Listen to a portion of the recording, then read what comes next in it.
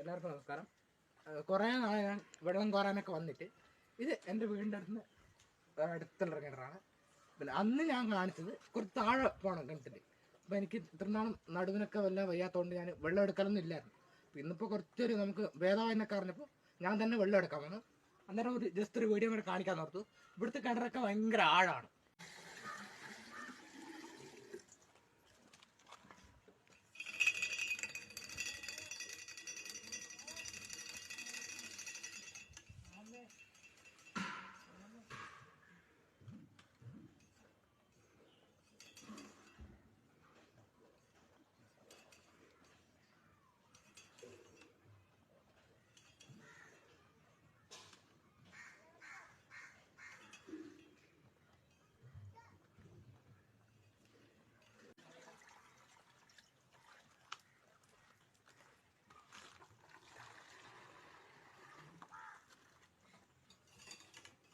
മറ്റൊരു പ്രത്യേകത, ഇവിടെ പാനിയാണ് വെള്ളം എടുക്കാൻ വേണ്ടി.